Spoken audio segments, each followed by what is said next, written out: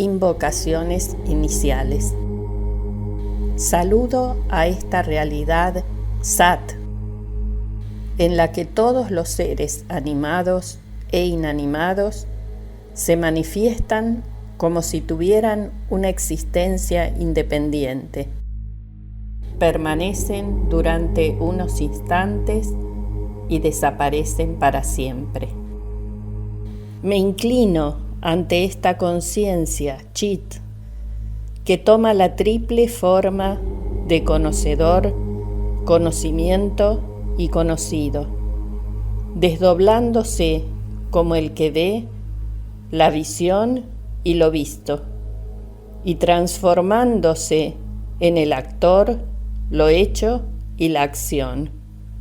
Rindo culto a esta felicidad absoluta, Ananda, que es la vida de todos los seres, cuya dichosa manifestación emana del que contempla la espuma de este océano de felicidad.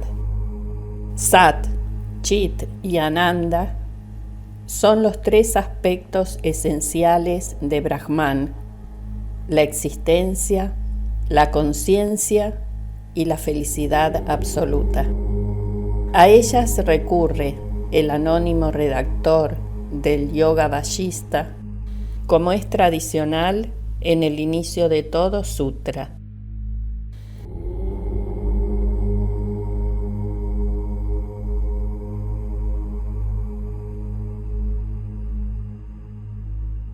Libro 6, Nirvana Kanda, sobre la liberación.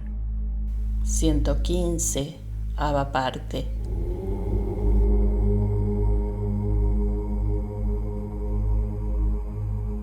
Historia del mosquito y el cazador. Continuación.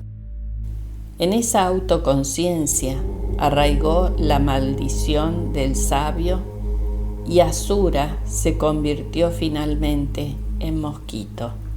Rama interrumpió para preguntar: tal como lo explicas, Señor, parece que Asura nació dos veces, una como demonio y otra como mosquito. Vivajit respondió a esta cuestión: todos los seres vivos, desde Brahma a la más humilde hoja de hierba, sufren dos tipos de nacimientos, uno en la creación de Brahma y otro como una mera creación ilusoria. La creación que surge espontáneamente en la mente del Creador, que no ha tenido experiencias previas, es la creación de Brahma, y no el nacimiento físico de una matriz. La primera creación solo es un nacimiento ideal. Lo que surge como producto de la ilusión latente de cada individuo es un nacimiento ilusorio, que surge de una relación sujeto-objetiva. Pero volviendo a nuestra historia de Asura, aquel mosquito habitaba cómodamente sobre una hoja de hierba con su compañera. Esa hoja de hierba fue comida por un ciervo.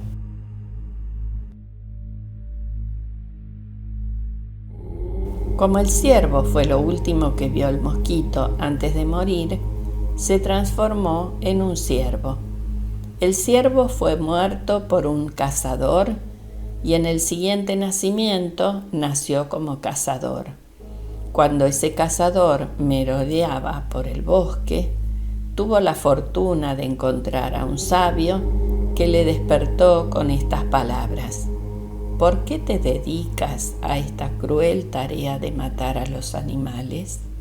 Abandona esta vida pecadora y procura alcanzar el nirvana.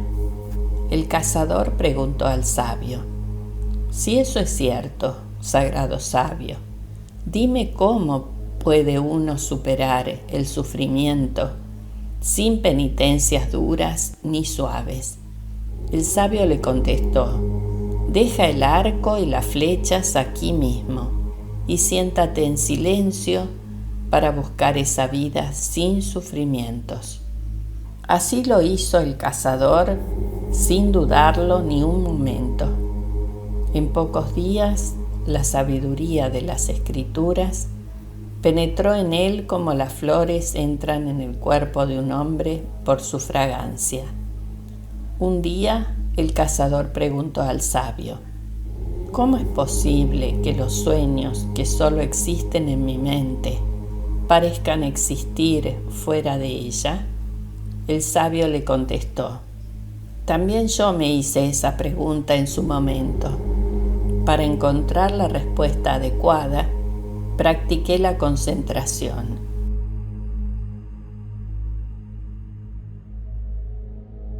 Me senté en la posición de loto y me hundí en la conciencia pura. Recogí toda mi potencia mental que se disipaba en cientos de objetos y la enfoqué en mi propio corazón. Al mismo tiempo que exhalaba el aliento, dirigí la mente fuera del cuerpo. El prana entró en un ser vivo que estaba frente a mí. Este ser inhaló el prana y lo introdujo en su corazón. De este modo, entré en el corazón de aquel ser con mi propio intelecto. En el interior de aquel ser vi que había numerosos canales o nadis que sentía exteriores a mí mismo. También había muchos órganos y vísceras como el hígado, el vaso, etc., como los muebles que llenan una casa. Hacía calor allí adentro. Una fresca brisa que venía del exterior mantenía aquel cuerpo vivo y consciente. Las nadis conducían la esencia del alimento de un sitio a otro.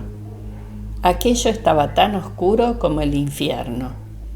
El flujo del prana o aliento vital por aquellos canales descubría los trastornos físicos que se derivan del mal funcionamiento de ciertos órganos.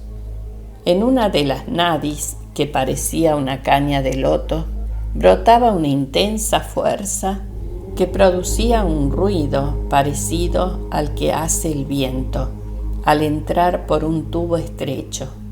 Esa nadi estaba atascada con objetos de todas clases, que se mantenían allí quietos por el movimiento del propio prana, suave en algunos puntos y violento en otros.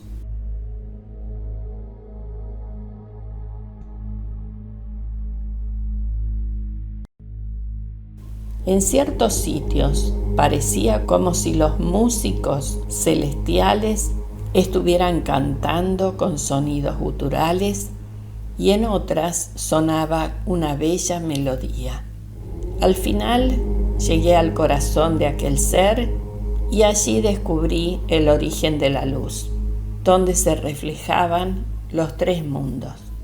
Era la luz de los tres mundos lo que estaba allí, la verdadera esencia de todas las cosas.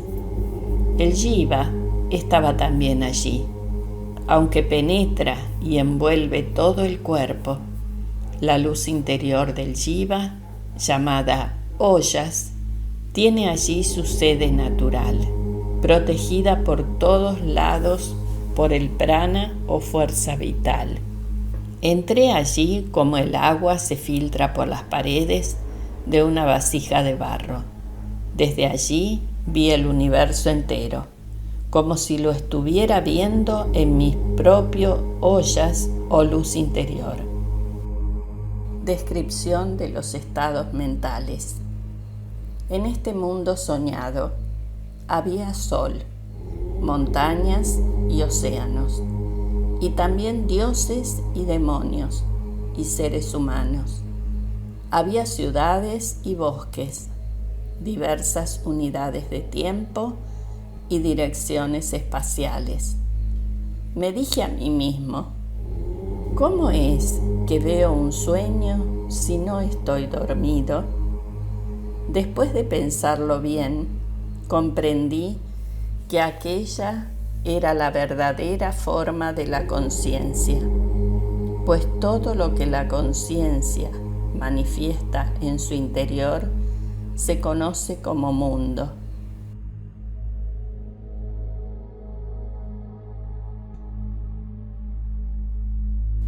En donde quiera que esta conciencia ve su propia forma, es como si estuviera viendo el mundo sin perder su propia naturaleza de conciencia infinita. Comprendí que este mundo, que se conoce como un objeto soñado, es la percepción de la conciencia. La manifestación de esa conciencia es lo que se conoce como mundo de la vigilia y mundo onírico. Pero solo hay una conciencia, sin división ni determinación alguna. El sueño es sueño en relación con la vigilia, pero el sueño es un estado de vigilia cuando se está percibiendo como tal sueño. El sueño onírico no es distinto a la vigilia. Es como si la vigilia tuviera dos aspectos iguales y distintos a la vez. Una persona solo es conciencia. Aunque los cuerpos se destruyen, la conciencia que hay en ellos no desaparece. La conciencia es como el espacio, aunque existe como si fuera un cuerpo. Lo infinito aparece dividido en infinitos objetos, con forma y sin forma, a causa de que infinitos pensamientos o experiencias de conciencia brillan en el interior de la conciencia misma.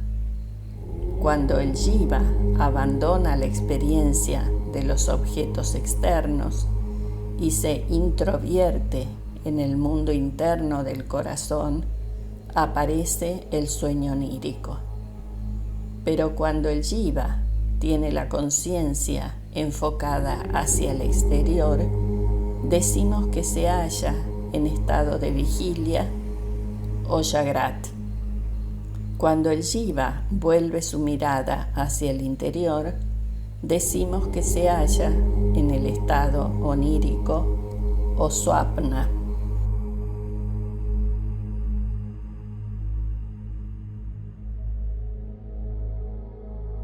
El propio jiva se manifiesta como el espacio, la tierra, el viento, las montañas y los océanos, ya sean vistos como algo exterior en Jagrat o como algo interior en Swapna. Cuando se comprende y se realiza esta verdad, el jiva se libera de los vásanas o tendencias mentales. Entonces me dije a mí mismo, ¿qué es el sueño? Y me puse a investigar el estado onírico o swapna. Cuando uno se cansa de experienciar los objetos de la vigilia y decide interiorizarse, se produce el sueño profundo o sushupti. Del mismo modo que en el cuerpo hay partes sentientes e insentientes, como el pelo, las uñas, etc., el sueño profundo se caracteriza por la inconsciencia. Cuando el deseo de paz y tranquilidad se apodera de la mente, ésta entra en sushupti o sueño profundo. Después me puse a investigar el estado llamado turiya o cuarto estado. Cuando uno se establece en turiya, el mundo objetivo desaparece a causa del exceso de luz. Aunque entonces el mundo se borra de la mente, nada deja de existir en realidad. En el estado de turiya, los estados de vigilia, sueño onírico y sueño profundo, son tal cual son. La comprensión de que el mundo no ha sido creado porque no hay ninguna razón para ello y que lo único que existe es Brahman, es realmente el estado Turiya. Continuará en el próximo video.